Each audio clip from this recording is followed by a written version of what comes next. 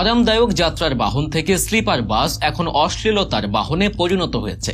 তরুণ তরুণীদের জন্য স্লিপার বাস এখন নোংরামি করার গোপন আস্তানা। সম্প্রতি এমনই একটি ঘটনা সবার সামনে এনেছেন এক স্লিপার বাস চালক। তিনি জানিয়েছেন, যাত্রীদের সামনে বসে এক কাপল এমন কিছু করছিলেন যা সম্মানজনক যাত্রার সাথে কোনোভাবেই যায় না। ঘটনাটি ঘটেছিল রাজধানী ঢাকা থেকে কক্সবাজারগামী একটি বিলাসবহুল স্লিপার বাসে। চালক জানান, আরামবাগ থেকে যখন যাত্রা শুরু হয় তখন বাসে ওঠা এক তরুণ ও তরুণীকে দেখে সন্দেহ জাগে তার মনে, কারণ তারা দুজনেই কেউই শালীন পোশাকে ছিলেন না। নারীটির টি শার্ট ছিল অস্বাভাবিক রকম উন্মুক্ত। যদিও যাত্রীদের সার্বিক দিক চিন্তা করে তিনি তখন কিছু বলেননি, কিন্তু যাত্রা শুরু হওয়ার কিছুক্ষণের মধ্যেই যাত্রীরা অস্বস্তিকর শব্দের প্রতিবাদ শুরু করেন। কেউ কেউ তখন জানান, ওই তরুণ তরুণী অতিরিক্ত ঘনিষ্ঠ হয়ে এবং অস্বস্তিকর পরিবেশ সৃষ্টি করে অন্যদের যাত্রায় নেতিবাচক প্রভাব ফেলছেন। এই খবর পেয়ে সুপারভাইজার তাদের কাছে গিয়ে শালীন আচরণ বজায় রাখার অনুরোধ জানান, কিন্তু সেই অনুরোধে ক্ষিপ্ত হয়ে ওঠেন ছেলেটি।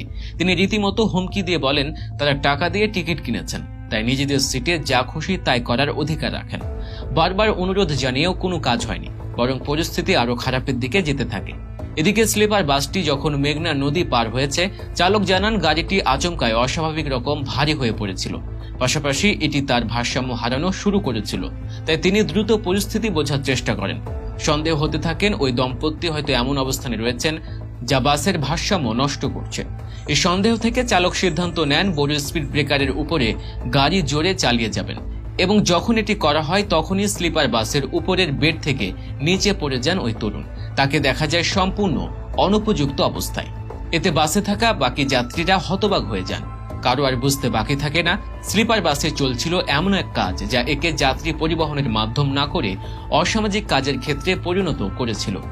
চালকের মতে, কিছু যাত্রীর অবিবেচক এবং দায়িত্ব জ্ঞানহীনতার আচরণের কারণে পুরো স্লিপার বাস পরিবহন ব্যবস্থাটির ভাবমূর্তি ক্ষতিগ্রস্ত হচ্ছে। যখন একজন যাত্রী অন্যদের উপস্থিতি এড়িয়ে গিয়ে বাসের ভেতরে অসৌজন্যমূলক বা অনৈতিক কর্মকাণ্ডে লিপ্ত হয়, তখন পুরো যাত্রাটি শুধু অস্বস্তিকর নয়, বরং নিরাপত্তার জন্য বড়সড় হুমকি স্বরূপ হয়ে ওঠে।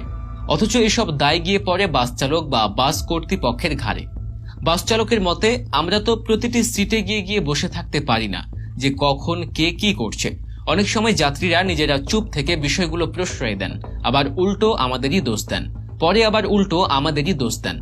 বাসের মতো একটা পাবলিক বা চলমান পরিবহনে সবার নিরাপত্তা, শালীনতা এবং স্বস্তি রক্ষা করা এক ধরনের সামাজিক দায়িত্বের মধ্যে পড়ে। বিশেষ করে স্লিপার বাস যেহেতু রাতের যাত্রায় ঘুমিয়ে যাওয়ার সুযোগ দেয়, সেখানে আরও সংবেদনশীলতা প্রয়োজন। এই পরিস্থিতি মোকাবেলায় প্রয়োজন যাত্রীদের স্বতঃস্ফূর্ত অংশগ্রহণ, মিলেমিশে প্রতিবাদ এবং আইন শৃঙ্খলা রক্ষাকারী